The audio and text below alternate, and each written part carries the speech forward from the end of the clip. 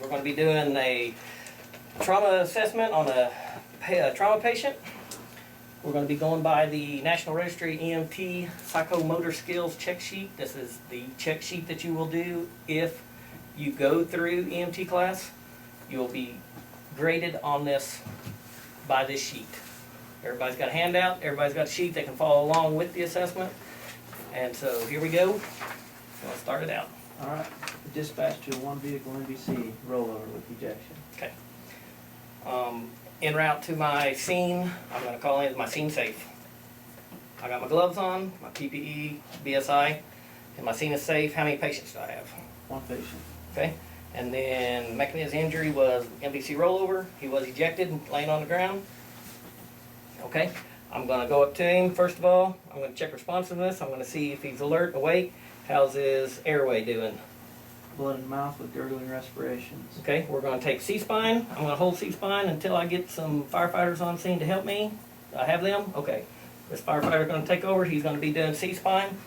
He's got some blood in his mouth, a little bit of gurgling respiration, so I'm going to suction his airway. I'm going to do a head tilt chin lift maneuver while they're holding C-spine. Open his airway, probably drop a nasal airway in. And how's the breathing now? 18, okay. 97%. Put him on pulse ox. He's 97% on room air, so he's doing good. I'm going to go ahead and put him on some high flow O2, just in case, by non-rebreather. And then I'm going to start getting to where I can see what's going on. So I'm going to kind of cut his shirt here a little bit, look at his chest real fast. Anything on his chest, any bruising, anything indicative of anything on there. Okay?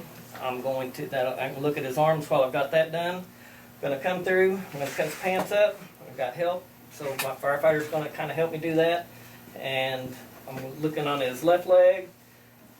Anything? I'm going to do right leg. Right leg. Got an open tib fib splint. Okay, got an open tib fib. So we're going to get some more help. We're going to hold traction on his leg. We're going to splint his leg. It's open, so that means the skin's broken. It's bleeding and bleeding profusely. We're going to do hemorrhage control on that, some bleeding control as far as that goes. And so this leg will be stabilized. Then with my firefighters' help, while they're holding C-spine on the head's count, we're going to log roll my patient. So we're going to, everybody's log rolling. Cut his shirt up in the back. I'm going to take his shirt off and then back. I'm going to inspect his back and see what he's got coming back here. On his back, do I see anything? Negative. Scratches and road rash. Scratches and road rash, okay? So it's all superficial. There's nothing real bad there. So we'll get our backboard. We lay our backboard in here, and then we're going to log roll him back onto the backboard. So we're going to get him secured down because we'll check his pelvis. Pelvis appears to be stable. And his belly, his abdomen, what am I feeling here?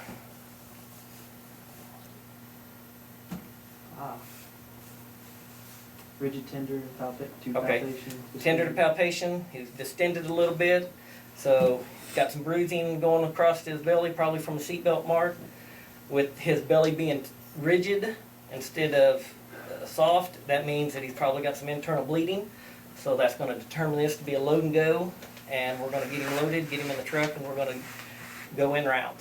So with everybody's help, we're going to pick him up, we're going to take him to the cot, we're going to load him on the cot, and get him into the ambulance, and then we're going to head, I should have said, with this being the EMT check sheet, we're running BLS. So even though I'm a paramedic, at this particular time we're BLS. So we're going en route to meet an ALS truck. So we got him in the back of the truck. We're going to take a set of vital signs. So what's my blood pressure? First is 110/80. Okay. Pulse 90. Respiration's 18. 97%. 97% on, okay.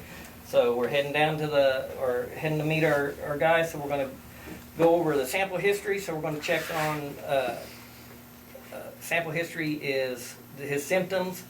He's got a rigid belly. He's got an open tib fib fracture. If he's awake and talking to me, I can ask him about allergies, medication, past history, if he's eaten in the last few hours, because if he has to have surgery, we have to know that in order to make sure he doesn't have anything on his belly. As we're going down the road, we're going to do a secondary survey. So we're going to come back over. We're going to check pupils again. How's our pupils? Okay. So the pupils are pearl. His airway's open. We got a nasal airway in him. We got him on O2. He's breathing at 18 times a minute.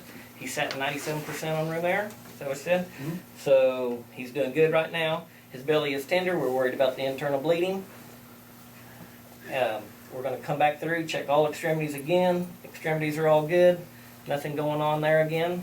Bleeding is controlled on my splint, correct? Correct. All right. He's talking to me. He can answer a few questions now and then. And so my second set of vitals, I'm going to do another set of vitals on him real fast before we meet the truck. Okay. BP 101 over 78, pulse 100, respiration's 97%. Okay.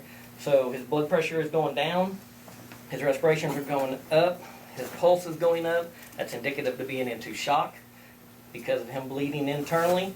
So we would elevate his feet on the cot. He's on the backboard. So with the cot, you can just elevate automatically. So we'll elevate his feet.